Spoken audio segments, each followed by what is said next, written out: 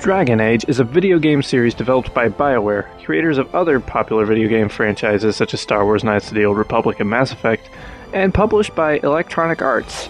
It's a high fantasy action-adventure RPG that relies heavily upon combat mechanics and dialogue choices.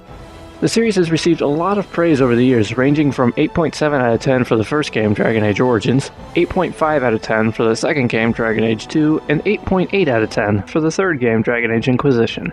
The first game entered development in 2002 with an official announcement in 2004. At the time it was only known as Dragon Age. The supplementary title Origins wasn't added until 2008 when the game's trailer was released. Speaking of which, let's take a quick look at one of the trailers.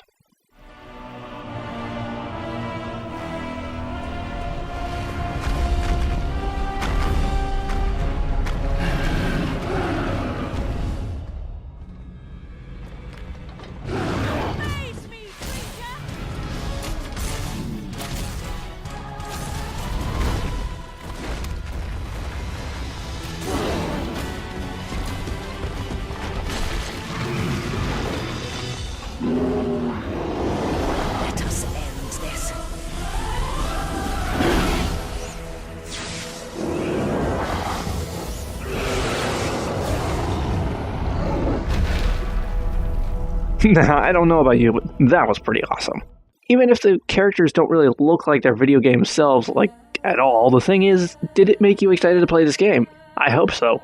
Just starting with the box art, you know it's going to be an interesting time. It's very simplistic, but clearly gives the setting. It features Morgan more prominently than the Warden, which is interesting, but overall it hits the right notes here and there. Dragon Age 2's box is my personal favorite because it takes the simplistic but catchy design of the first game and elevates it by putting the main character front and center, and the bottom of the dragon's wings are the silhouettes of the companions, I think.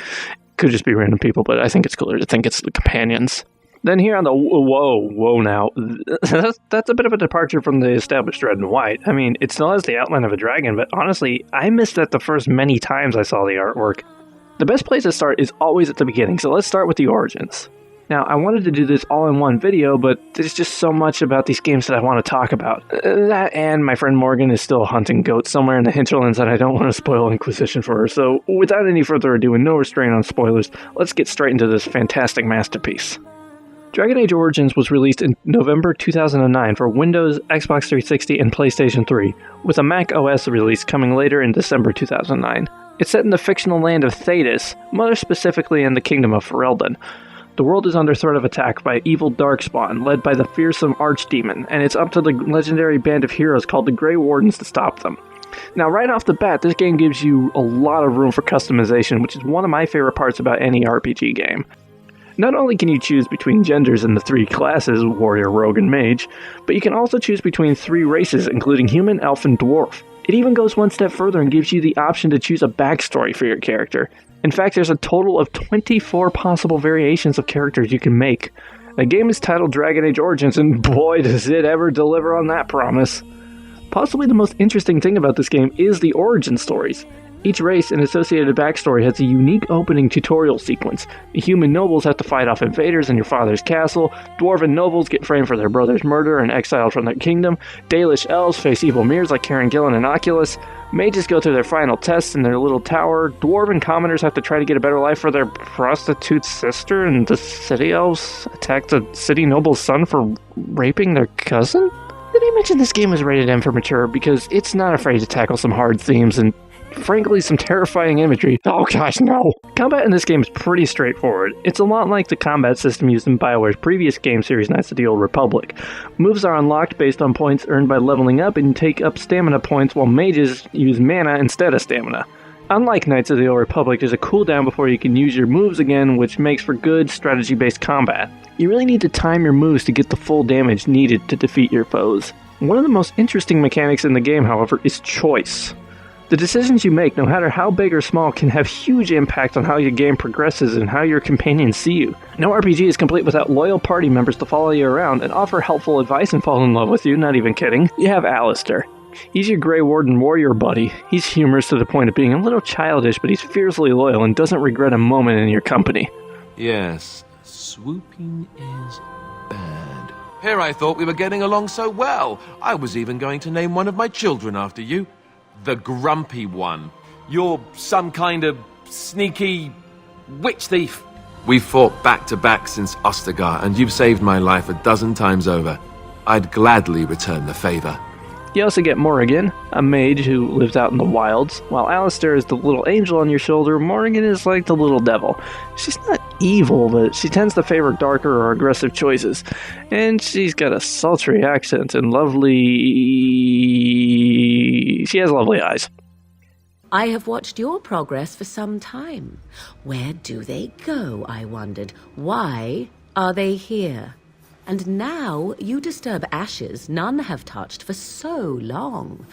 Why is that? You also meet Liliana. She's the female romance option that isn't Morrigan, and honestly, my personal favorite character of the first game. She's kind of ditzy at times, but her unwavering belief makes her a strong character, and she was the one who fell in love with me first. I mean, she fell in love with me. You are our leader and my friend, and sometimes I think that maybe we could be more than that.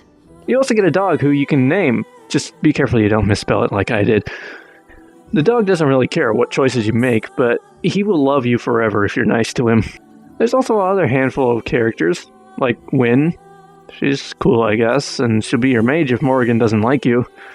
And then there's Ogren. He's a dwarf. There's a Canary named Sten, I think is his name. I didn't let him out of the cage the first time I played, so he's not one of my favorites. And then there's Zevran. Now, this is the part where a lot of people might start hating me and disliking the video. I'm just going to ask you to give me a chance. Every person has an opinion and different likes. Some people like Pepsi, other people like Coke, some people like Star Wars, and other people like Star Trek. I don't expect everyone to agree with me, but Zevran, I think he's overrated. There, I said it. I later discovered that he has a huge following on Tumblr. This is why I was a little afraid to mention how I didn't like him. You don't dare get on Tumblr's bad side. I just want to say again, everybody has an opinion unique to them. My opinion is that Zevran is overrated. You don't need to agree with me. Okay, the story overall is pretty simple. The Grey Wardens are needed to fight the Blight. The King wants to fight alongside you. Obvious evil guy is obviously evil and pulls his reinforcements out of the battle. Everybody dies except for you and Wynn and Alistair and the dog. But for all intents and purposes, it's just you and Alistair for a while because you're rescued by Morrigan and her mother, Flemeth, who gives the Grey Wardens the treaties to recruit their own armies to fight the Blights. These armies include mages, elves, and dwarves. Alistair also has connections to the Earl of Redcliffe, so you can add humans to that list. You travel to these different lands, each place has a totally different task and totally easy challenges for you to go through, including proving yourself in combat, fighting werewolves, finding the Holy Grail, endless dream puzzles, going into creepy tunnels, and oh no, that's not okay, please kill it. So after going through all of your perfectly reasonable trials, oh gosh, you confront Logan, and your final confrontation with him begins. Once that's done, as you're onto your war with the Archdemon, you can use the armies you enlisted to help you fight until it's the final battle with the dragon. Something this game does really well is the level of difficulty. It does get progressively harder as you go, and the final boss is the most challenging part of the game. Remember that. I'm going to have grievances about that in a future video. Now, I have mostly positive things to say about this game, but that doesn't mean there aren't things I think aren't as great about it. The first biggest thing about it, and this is true for all three games, the loading screens in the game are simply the worst. I mean, they give you a little blurb to read, and sometimes it's cool artwork. They last for so gosh dang long.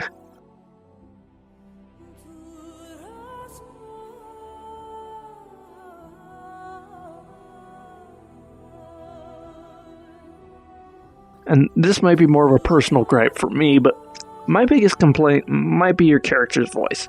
Yes, you can choose a voice to give to your character when you create them, but anytime you enter a dialogue with someone, you still have no voice. Your voice is only heard when you open locks, spot traps, or whenever you're in combat and you press A. Oh no, this is the worst if you don't know what you're doing like I did. Lovely, as you desire, and so I shall. Lovely, of course. Well, all right.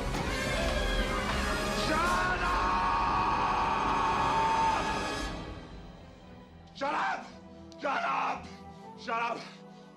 Now those are things I have problems with. Safe to say, I have more praise for these games than I do curses. They've also had some celebrity voice members of varying notoriety, including names like Felicia Day, Eve Miles, Kate Mulgrew, and even Tim Curry. No kidding, Tim freaking Curry is in the first game. If you think you can take this from me, that I will allow it, you are very much mistaken. What I think this game does best is emphasizes your choices. No game in history has made me less sure about the moral of my choices than this game.